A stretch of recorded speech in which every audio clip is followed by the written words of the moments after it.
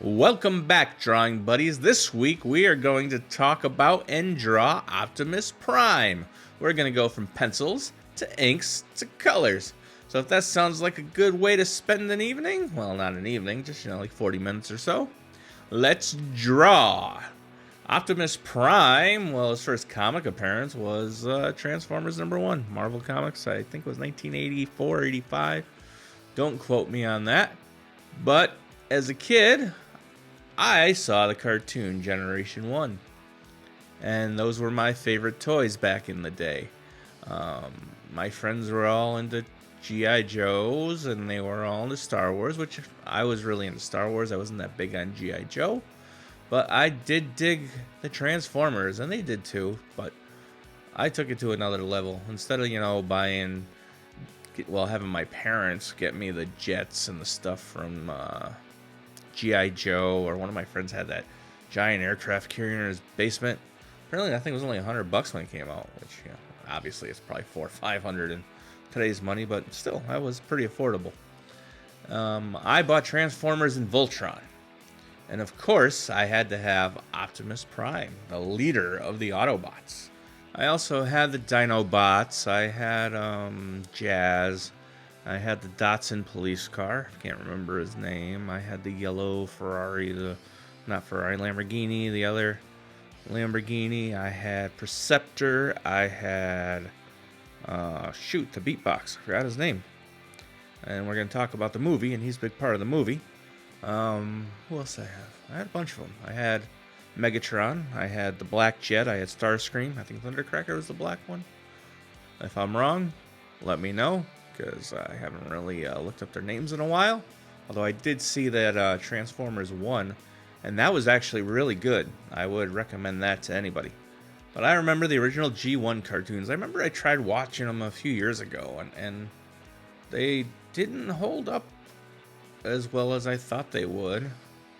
I should go back and watch them again, because I've had that problem before. Well, I'll go back and watch something from when I was a kid, and I'm like, oh, that is much less good than I remember, because I use good English like that. And then I won't go back to it for a long time, and then I'll go back to it again. I'm like, oh, this is great. I don't know why I thought this was awful before. And that's young me was stupid for watching it. But, that's just how my brain works. Happens with albums too. Like when I was younger, Def Leppard Hysteria came out, and it was this big, oh my god, Def Leppard's back, new album. And I bought the record, actually. I went to get the tape. They're sold out, so I had to get the vinyl. So I listened to it. I'm like, oh, I don't like this album that much. And then I went back to it like a week later, and I just listened to it a few times, and then it clicked. It's like, oh, this actually is really good. And I did the same thing with Death Cab for Cutie. Any Death Cab for Cutie fans out there? Well, I started listening to them with the Narrow Stairs album, and I really liked it. So I figured I should go back and listen to some of their older albums, see if I liked any of that. And I started with Plans, because that was sort of their breakthrough-ish one.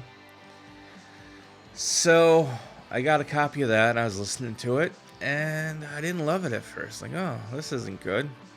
And I have that problem sometimes. I either like the early albums or later albums, and I don't like anything in between or after. But Death Cab for Cutie, I decided to go back after a while and give them another chance and listen to all their older stuff again. And again, it clicked. I'm like, oh, these albums are really good. And I don't know why I thought they weren't. The Transformers were born or built or came to being on the planet Cybertron. And Optimus Prime was just a worker Transformer named Orion Pax. And yes, I'm doing this from memory, so I'm going to mess things up. So I apologize in advance for that. All you diehard Transformers fans, you're not going to like me very much, because I am going to mess up a lot of info. But this is how I remember it, so this is how you're getting it. So he was Orion Pax, and he was just like a regular worker Transformer, and somehow he came into possession of the Matrix leadership. I think, not Primus, the Prime before him or whatever. Somehow he got the Matrix, and he became Optimus Prime, the leader of the Autobots.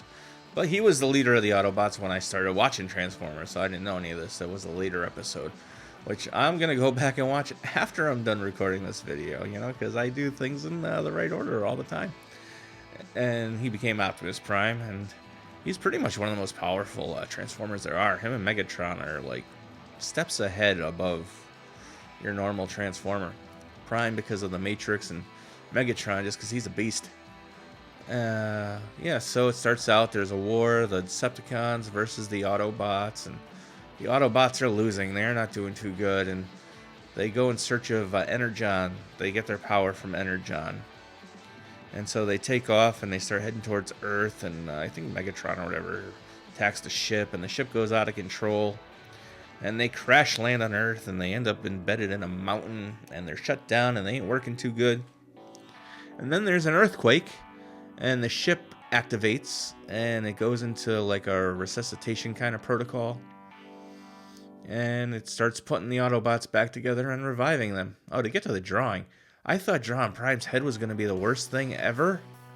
I mean, look at it. It's got all these spikes on it, and these different parts, and it looks like he's wearing a baseball hat and a vent. And it actually was really easy, because at first I thought I was going to try to have to use that thing where you draw on one side and it draws the other side with you, because I haven't really used that before. I do use that in this for the first time, and I use that for the Autobot symbol. I actually draw the Autobot symbol because I'm a masochist, and I didn't want to just steal one off the internet and cheat, because what's the point in doing a drawing video if you're not going to draw the Autobot symbol?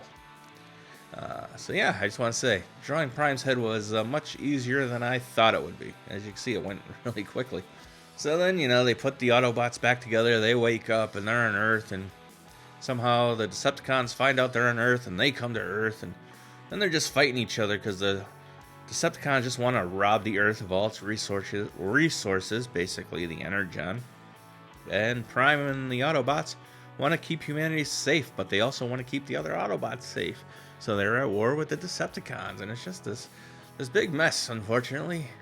And never really gets resolved.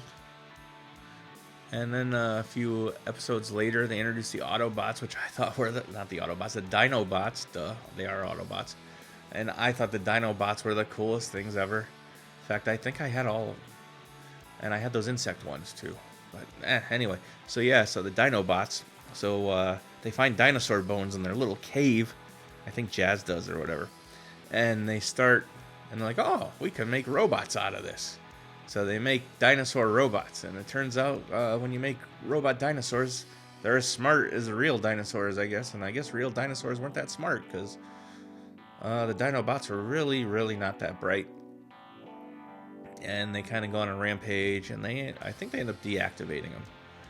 And then something happens, and they need the power of the Dinobots, because they're really strong and really big. And one of the other Autobots, I want to say Jazz, but it probably wasn't Jazz, so tell me who it was in the comments. They make these little brain things. They put them on their heads like little hats, and it makes the Dinobots smart enough to comprehend what's going on around them, and not mindless dinosaurs. And then they're very useful. Grimlock smash, Grimlock no like, all that stuff. So really cool. And then of course, there's Transformers the movie. If you were a kid in 1987 and you were into Transformers, the movie traumatized you, because you're like, oh, I'm going to get to go to the movies and see all my friends. And I was like 12 years old, so I was like an older kid. So yeah, I get to go see the Transformers in the movies. And I went with a couple friends. My parents dropped us off at the movies, because that's what they used to do when you were 12 years old in 1987. Actually, they did it when you were 8 years old. They drop you off at the movies with a few dollars, and hoping that you survived, because they couldn't check your cell phone. You couldn't call them if there was an emergency. That was the end of it. But that's how we lived in the 80s. We got through it. So we're watching it, and Prime sends Ironhide and the group off to Earth with some kind of emergency mission, because Prime's on Cybertron at the moment. I think they needed Energon. That's why they sent him. So they're going to get Energon from Earth, and it takes place in the future, a little bit in the future. I forgot what year. And so they're like, all right, Prime, we're going to go get some Energon. We'll get on the orange Autobot spaceship, the same one from the cartoon, and we'll head to Earth. So they're going, and the Decepticons, they had, the bird tape. Laserbeak. They had Laserbeak watching the Autobots. So he comes back and reports to Soundwave that the Autobots are sending a ship to Earth to get some Energon. So Megatron's like, ha, perfect. So the Decepticons blast a hole in the ship and get aboard it without the other Autobots seeing. And they slaughter every Autobot on the ship. They just start blasting away, and you see smoke coming out of their mouths, and their eyes turn red, and the glow stop, and they fall into pieces. And the Decepticons are just massacring the poor Autobots. And you're like a kid watching this, and these are your friends that you grew up with. They were on your TV, and when your parents didn't want anything to do with you, and you're sitting there after school, and you're watching TV. My parents were great, by the way. I don't want you to think my parents were neglectful. It's just they're tropes from the 80s on us Gen Xers, so they're funny. So we're sitting after school watching these things, and these are our friends. These are the toys we played with. These are what we grew up with, and they're all getting slaughtered. And you're like, what the flip is going on here? I mean, you're not crying because you're 12 years old, but you're like in shock. Like, wow, they are taking out everybody. No remorse. This is nuts. And then Ironhide's like, he has a little spark left in him, and he crawls up and he grabs like Megatron by the foot, and he's like, trying to fight back. And Megatron, it's an upshot of Megatron with his big old barrel cannon pointed down, which is at Ironhide's head, and he just like, how pathetic. And he fires, and they don't show his like head explode or anything, but man, you know what happened, and he just totally toasted frickin' Ironhide. As you can tell, I'm still traumatized by this. That happened in 1987. That was almost 30 years ago. Jeez, I'm an old man. But so then the Decepticons, they fly the shuttle into Autobot City. Well, they don't get there yet. It cuts to not Rodimus Prime, Hot Rod. It cuts to Hot Rod, who's voiced by Judd Nelson. And yes, I can't believe I remember this much about the movie. I'm doing this all by memory. But anyway, he's voiced by Judd Nelson. And Judd Nelson, I should call him Hot Rod, not Judd Nelson. Hot Rod looks at the ship because he's with Spike's son, Daniel. And Daniel is like, oh, cool, let's watch the ship land. So Hot Rod gets Daniel. He's Spike's son, by the way. Spike with Wiki. And they drive up to Lookout Mountain. And they're looking at the ship, and Hot Rod notices something's not right about it, and he sees a big hole in it, and you can see the Decepticons. So he starts blasting on it, and everybody thinks he's nuts, but then they realize, oh yeah, that's not good. So the Decepticons fly out, and they start attacking the Autobots, and they start laying siege to Autobot City. And they also introduce us to some other new Autobots. There's Ultra Magnus. He's like a white version of Prime, but he doesn't look anything like Prime when he transforms. He's got like a car carrier trailer, and that turns into part of him, so he's a bigger, beefier robot, but he's just a soldier. He doesn't want to be a leader. Then there's Cup. He's the grizzly old veteran. He's been through it all. He's seen it all. He has a story for everything. There's RC. We're introduced to the first female Transformer. They didn't have any of those in the show, but they do on the movie, because they want to sell us more toys, and that's why they slaughtered everybody on the ship. So the Decepticons are just laying waste to the Autobots, and Cup and all them, they get inside the city. And I don't remember when this happens, but there's a scene where Devastator forms, and he's crushing the door to try to break into the city, and the Autobots attack, and they fight Devastator. That's pretty cool. And it's just, here's the part where I draw the Autobot symbol, and I use that ruler that mirrors things. I forgot what it's called. This is the first time I've ever used it, and I might use it again sometime for things like this, but not like, other things. Because when you use it on like faces and things like that, they look too symmetrical, and faces aren't all that symmetrical. Although I am terrible at drawing front-on faces, so maybe I'll try it on one of those next time I have to draw one. And then I'll change it up a little when I go to ink it or whatever, so it's not so symmetrical, so it doesn't look weird. Because when things are too symmetrical, they look weird, and that's never a good thing. But yeah, I draw the whole Autobot symbol using this thing because I hate myself, and stealing an Autobot symbol off the internet would have been too easy. But like I said, we're a drawing channel, so if we're gonna go through drawings and have people draw with me and learn how to draw different things, we might as well show them how to draw different things. And drawing the Autobot symbol is one of those things, so here we are. And plus, it looks really cool. And now I have an Autobot symbol that I drew that I could use for anything. I can make vinyl stickers out of it because I have a vinyl cutter. If I make a model of Prime or something and I need a painting mask, I have it for that. So it was useful. And now that we're off the tangent of me drawing an Autobot symbol, we go back to Transformers the movie. And so the Autobots get inside, and the Insecticons, those are fun. I remember having those too. Those are fun to play with. And they go up and they're eating the metal off of the doors and everything. And Cup and Hot Rod, they jump over and crush one of their heads, but it's wheels. It's a very violent cartoon, and in 1987 they were totally cool with that, because you would not make a cartoon like that now. It would not meet the Disneyfication of children's entertainment. Let me tell you that. So after, and it starts showing just blasters going over the city, and it becomes nighttime, and then the sun comes up again, and reinforcements arrive. It's Prime, because Blaster earlier, and Perceptor, they tried to get a distress signal out, and they weren't sure if it went through because the Decepticons took out the tower. I think that's part of the Devastator thing. So Prime arrives, and they start fighting back, and the tides start to turn. And then, of course, there's the epic battle between Optimus Prime and Megatron, where they start fighting, and you get the whole Optimus Prime. It ends here, Megatron. One shall stand, one shall fall. And Megatron's like, why throw away your life so recklessly, Prime? And they start fighting. And it is an animated battle. Oh, by the way, the animation in the 1987 movie is like a million times better than the animation on the TV show.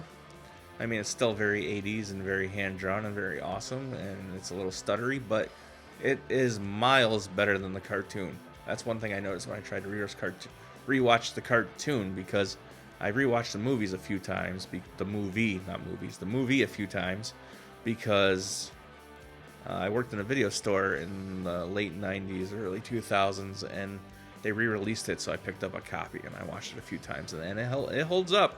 It's definitely a big toy commercial, but it's entertaining, and it's a pretty good story for what it is.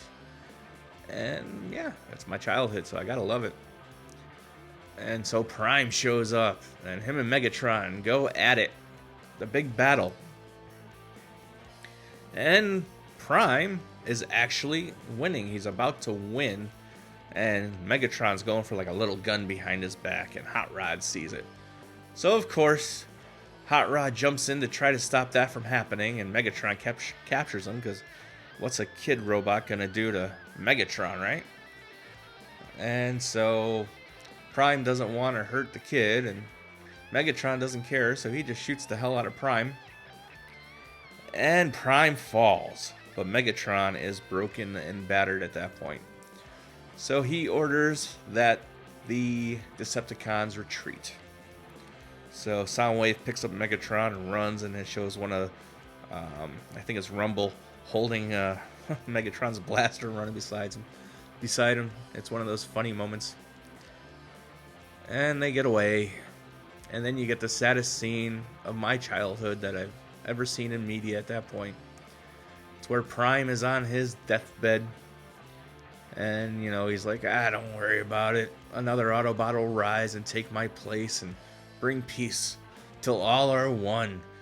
And Hot Rod's all depressed because he thinks he caused the death of Prime, which he did. That punk did. He's the reason Prime didn't make it. Prime had that fight won. And then Prime pulls out the Matrix leadership and he hands it off to Ultra Magnus' old friend. And Ultra Magnus is like, "Nah, I'm a soldier. I'm not a leader." And Prime's like, "Neither was I, man. But we do what we gotta do." And then Prime's hand falls and the Matrix falls. And then Hot Rod catches it.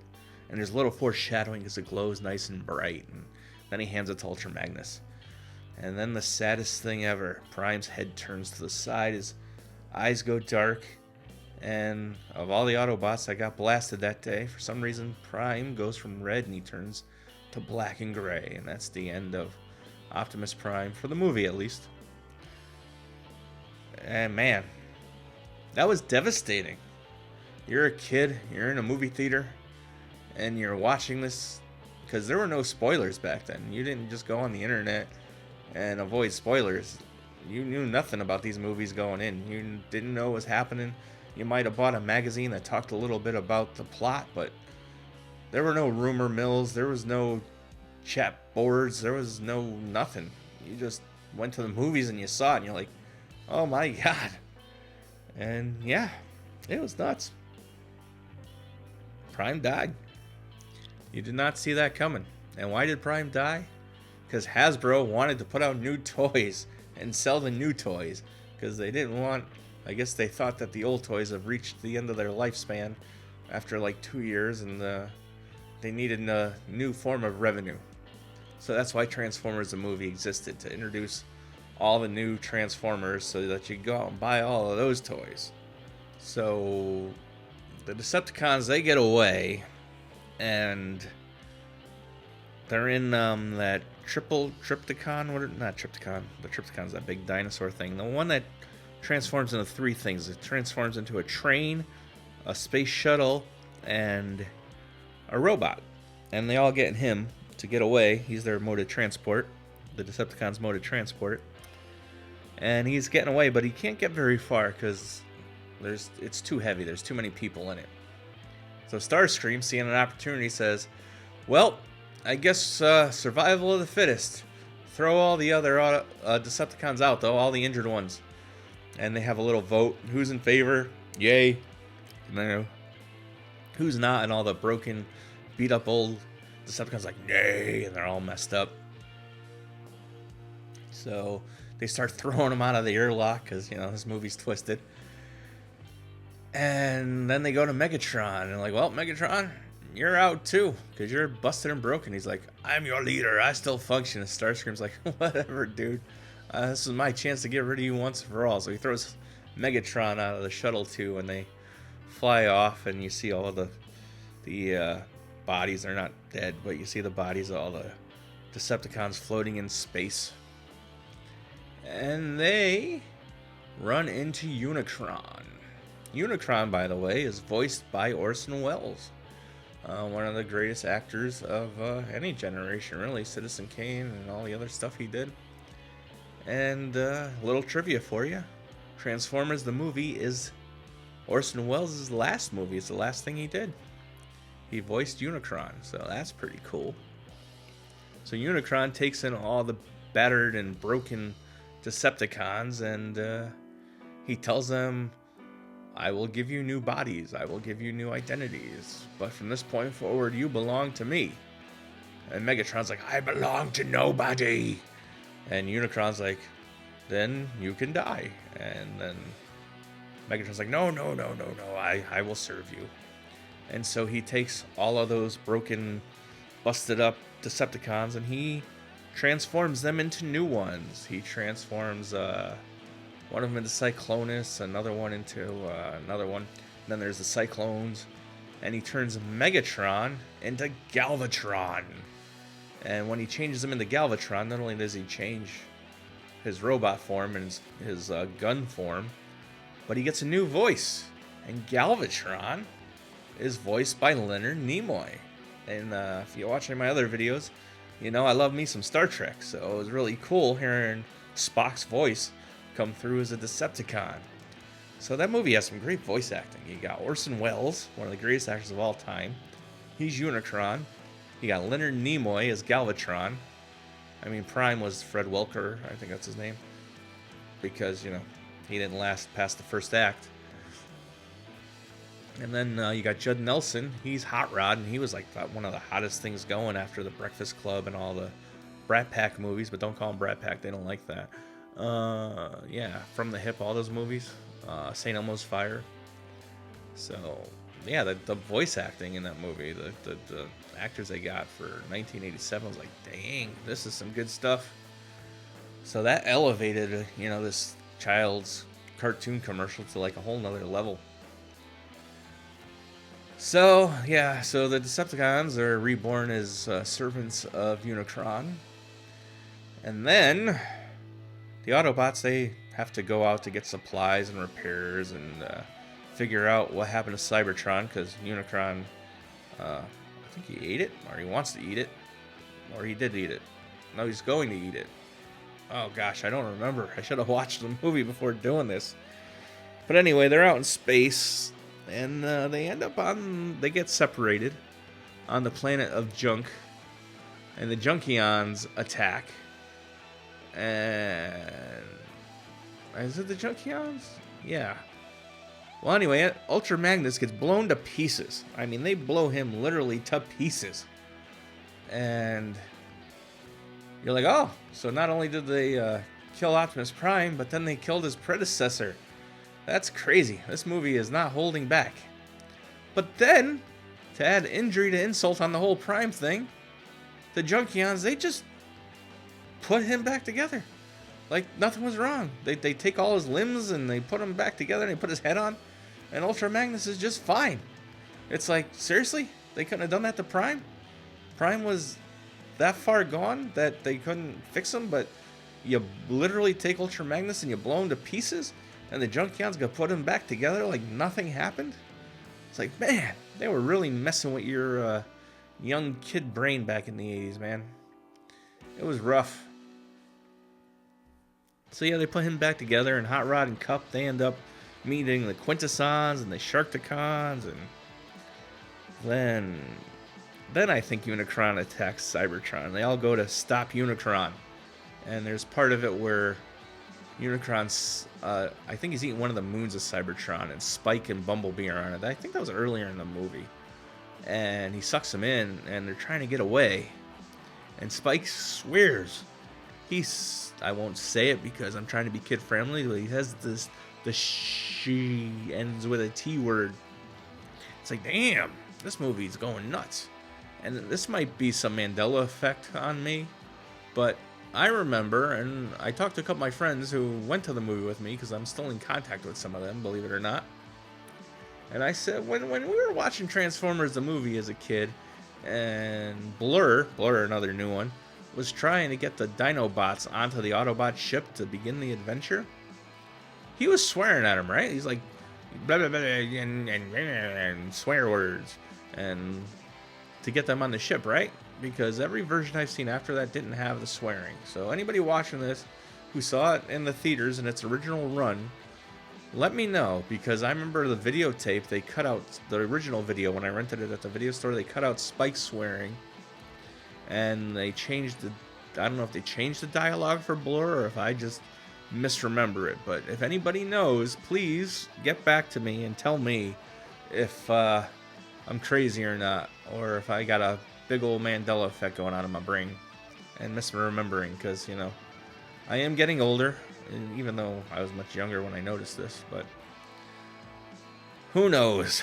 It was 1987 and is now 2025, so this could be a mystery that's left to time. Okay, the inks are done, and we're moving on to the colors, which means I totally skipped over saying the pencils are done at that part, because I'm talking about Transformers the movie, and I love it, so I'm just rambling. Oh, my past few videos are very rambly. I am sorry, people. I'm also trying not to start every sentence with but anyway or but or so, because I realize I do that a lot, and if my videos ever became popular, you could probably make a drinking game out of how many times I say but anyway or so. So, see, I just said so again. So, yeah, that's a thing, and I'm trying not to do it. So, if you watched a few of my videos and you noticed it, I apologize. I apologize a lot in the videos too. I mention things I screw up and then I apologize for it. And I'm sure I'm screwing up a lot of this video, so I might owe a lot of people an apology after that. But speaking of things I messed up in this video, a whole chunk of it just came flooding back into my brain after talking about Galvatron and all that. And remember I said I wasn't sure who destroyed Ultra Magnus? I remember now. Because Unicron, the only thing that could stop Unicron in the whole universe is the Autobot Matrix of Leadership, which was passed on to Ultra Magnus. So he sent Galvatron and all of the fancy new Decepticons to get it. So it was Galvatron who found Ultra Magnus and turned into his new gun mode and blasted him. And I should also go back, because why do anything in order here? Let's Pulp Fiction the crap out of this whole commentary. So, after Galvatron becomes Galvatron, he goes back, because, you know, he's the leader of the Decepticons. He wants his team back. And Starscream's having a coronation for himself. And Galvatron's like, pathetic. And Starscream's like, who are you? And then he realized, oh, that's Megatron. I'm in deep poo. So Galvatron blasts Starscream and he disintegrates. And so all the other Decepticons like, yeah, we're going to follow this guy because we don't want to get disintegrated.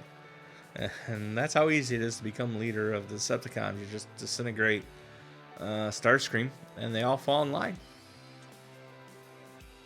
So Unicron is trying to destroy Cybertron, and it all gets back there. And some of the Autobots get eaten by Unicron, and some are trying to fight him on the outside. And oh, and I should mention that Galvatron, Megatron, the new version of Megatron, Galvatron, voiced by Leonard Nimoy, which I mentioned before, but I love that fact. He tried to betray Unicron by trying to use the Matrix of Leadership to stop him and make so that he could rule all, and he controls this giant Unicron. But Unicron's like, haha, no, so he eats Galvatron too, because Galvatron can't open the Matrix, because he's not an Autobot, he's Galvatron. You know, he's the bad guy. The Matrix don't listen to him. So while they're inside Unicron, Hot Rod is one of the ones inside. He gets into a fight with Galvatron, and Galvatron's like, it's useless. I tried to open the Matrix, and it just doesn't work. And then Unicron orders Galvatron to stop Hot Rod, and he listens because Unicron caused great pain in him and caused him to suffer. So he's like, nah, all right, I'll fight him. It's cool. You don't have to melt my brain. And Hot Rod picks up the Matrix of Leadership, and he opens it. And the light shines, and You Got the Touch starts playing. You got the touch. You got the power. And if you saw that movie Boogie Nights with Mark Wahlberg as an adult film star, he tries to be a singer and he sings that song in the movie and it's awful. Sorry, that's a completely weird tangent. But yeah, so the song comes up and he opens up the Matrix and he transforms from Hot Rod into Rodimus Prime, the new leader of the Autobots. And he handily beats the poop out of Galvatron, and as he opens the Matrix, the power of the Matrix starts to destroy Unicron from the inside. And then he starts to explode, and the Autobots are like, and then Rodimus Prime, formerly known as Hot Rod, goes, Autobots transform and roll out. You know, the old Prime thing. And they fly out through Unicron's eye, and it shatters, and he starts to explode all over the place. And he blows up into many pieces, and his head becomes a moon of Cybertron. And it's a great movie. I think I am going to watch it tonight because I have to finish the Thor drawing. I've decided who the mystery flying guy is going to be, and I decided it's going to be Thor. And I got to start inking him tonight. So once I'm done with this voiceover, I'm going to put on Transformers the movie. And I'm going to ink Thor. And then I'm going to realize, oh, I should have done this before I did this voiceover. So that I could share all the stuff that I forgot about Transformers the movie in the video about Prime. But I had so much fun drawing Prime, I am going to do other Transformers. Maybe I'll do Megatron. I'll do Soundwave. I love Soundwave. I'll do some other Autobots. Maybe I'll do Grimlock. That'd be a cool one. So yeah, eventually we will do some more Transformers too, and we'll stop drawing multiple spider people and super people. And maybe Unicron. Unicron would be a fun one to draw. I mean, it'd be insane because there's a lot of detail on him. But I drew Galactus. I could draw Unicron. And then there's, of course, the Michael Bay movies. Those, not great. Sorry. And I don't know why they had to overly design the Autobots and the Decepticons to the point where they're almost unrecognizable as the characters they're supposed to be. And that weird thing of Prime dropping the blast shield on his face down and having a mouth. It's like, that was unnecessary.